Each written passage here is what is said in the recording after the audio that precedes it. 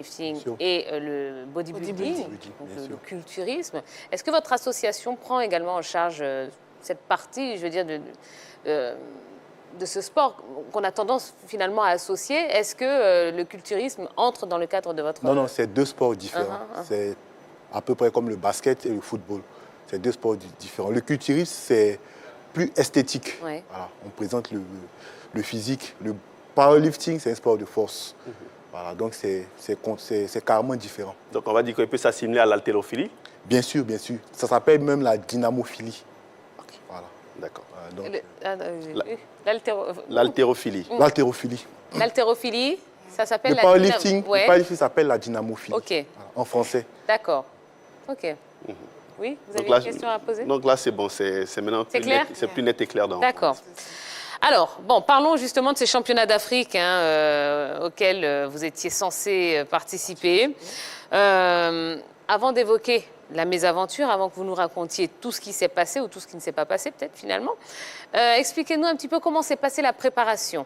Combien de temps vous avez eu pour vous préparer justement à ces championnats d'Afrique? Nous nous préparons tout le temps depuis 2020. Depuis 2020, Noël se prépare depuis 2018. Elle devait participer au championnat d'Afrique en 2019, mais elle n'a pas pu, parce qu'elle n'a pas pu faire son passeport à temps. Donc depuis 2018, elle se prépare. Dès que je l'ai rencontrée, il y a 8 mois, on a commencé la préparation. Donc nous sommes toujours prêts. Voilà. D'accord. Alors, bon, qu'est-ce qui s'est passé concrètement? Concrètement, nous avons bouclé la préparation très bien et il y avait de bonnes chances qu'on rapporte des médailles à la Côte d'Ivoire. Et on se rend à l'aéroport le samedi 29. On finit les procédures, on embarque et une dame vient nous voir. Ah, ceux qui partent à Johannesburg, s'il vous plaît, vous pouvez descendre. L'Afrique du Sud vient de fermer ses frontières. Voilà. Vous pourrez arriver à Dubaï, mais de Dubaï, vous ne pourrez pas arriver en Afrique du Sud. Donc, votre voyage est annulé. Donc, c'est pratiquement 1 an et demi, 2 ans de préparation qui sont tombés à l'eau comme ça. Bon, et là, on imagine que le découragement a été... La déception, bien sûr, bien sûr. Tout le monde était déçu, mais c'est ça aussi l'esprit de compétition, c'est tomber et puis se relever encore plus fort.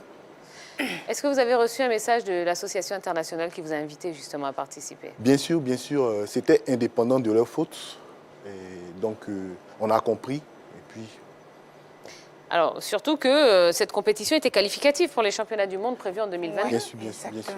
Quelle est la place de la Côte d'Ivoire? Quelle place occupe la Côte d'Ivoire dans cette discipline au plan africain? Bon, nous sommes en train de monter parce qu'on a participé pour la première fois au championnat d'Afrique en 2017. J'ai été champion d'Afrique pour la première participation. La deuxième participation en 2018, j'ai été champion d'Afrique encore. En 2019, j'ai été vice-champion d'Afrique. Donc, on a déjà un très bon nom dans ce sport-là. Ce n'est pas encore connu ici, mais lorsqu'on part dans la sous-région, en Algérie, au Maroc, tout le monde connaît la Côte d'Ivoire. Donc notre objectif, c'est de faire connaître ce sport-là au niveau national. Est-ce que vous avez reçu du soutien de la part des autorités locales, sportives, après cette déception, après ce rendez-vous manqué? Depuis 2019, disons que nous sommes reconnus par le ministère des Sports. Avant de voyager, ils nous font des papiers, autorisation de sortie du territoire.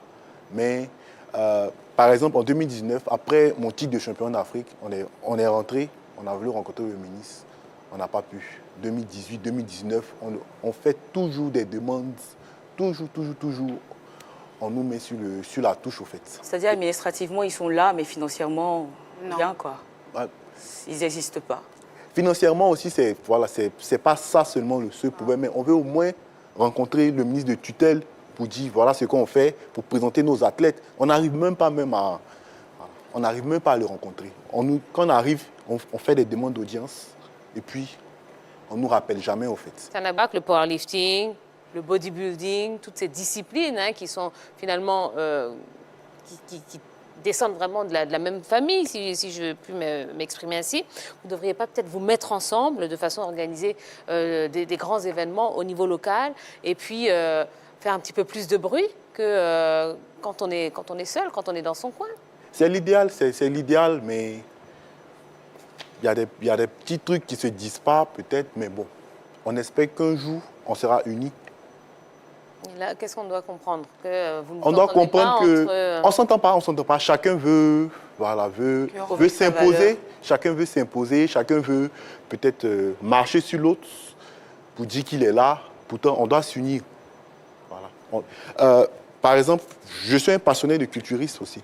Voilà. Je suis président de l'association de powerlifting de Côte d'Ivoire, mais j'ai beaucoup, comment dirais-je, j'ai beaucoup travaillé au niveau du culturiste aussi. Vous avez fait un pas vers justement ces autres associations, ces autres disciplines? On se connaît tous. Oui, mais est-ce que vous avez fait un pas de Bien façon, sûr, à vous bien unir? sûr, bien sûr, bien sûr. Et vous n'avez pas eu Chacun veut, l'oreille attentive? chacun veut évoluer seul. Parce qu'ils se disent que ce sont des sports qui sont différents, donc... Pourquoi les mélanger? Voilà. Puis, Si vous aviez un message à passer à toutes les femmes qui découvrent justement ce sport-là, ce soir, grâce à la grande team, peut-être ces femmes qui ont un regard un petit peu, je dirais, voilà, qui ne comprennent pas, hein, qui comprennent pas forcément ce qu'une femme fait dans ce sport, qu'est-ce que vous leur diriez, Annabelle? je dirais à ces femmes que ce n'est pas juste pour une partie de plaisir qu'on est là. On aime ce sport.